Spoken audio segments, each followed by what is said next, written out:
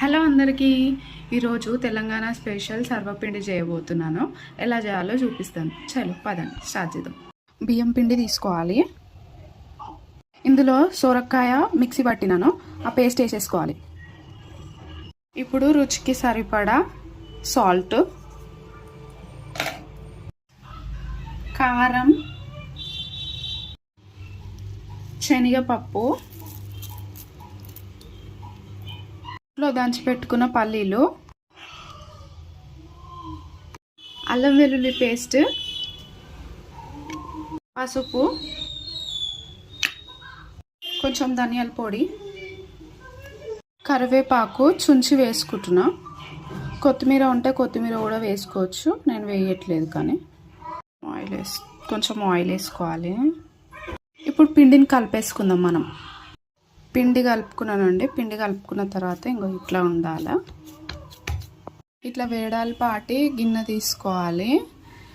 దీనికి oil apply చేయాలి మంచిగా.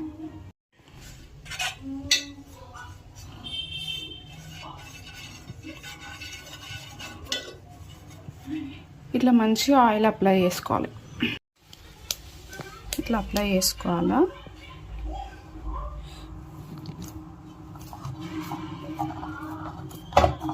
ఇట్లా మంచిగా ఒత్తుకోవాలన్నమాట. ఇట్లా ఒత్తుకోవాలండి మంచిగా. దీనికి ఇట్లా హోల్స్ పెట్టుకోవాలి అక్కడక్కడ.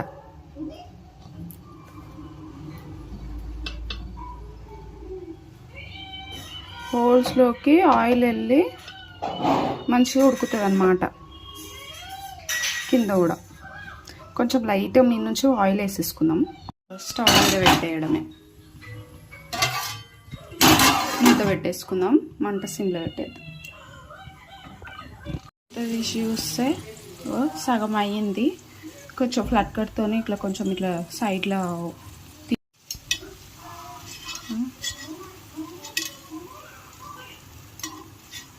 ఇంకా కొంచెం ఉడకాలి. ఇంకా కొంచెం ఉడికినాక మనం తీయాల్సిన అవసరం లేదు. కొంచెం లైట్గా అదే లేసే పైకి తీసి ఉల్టేసేసుకుందాం.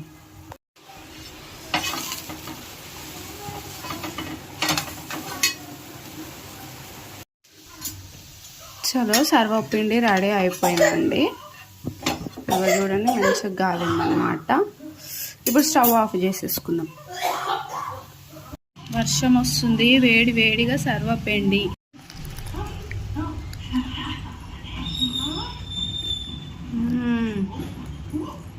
చాలా బాగుంది, సూపర్ ఉంది.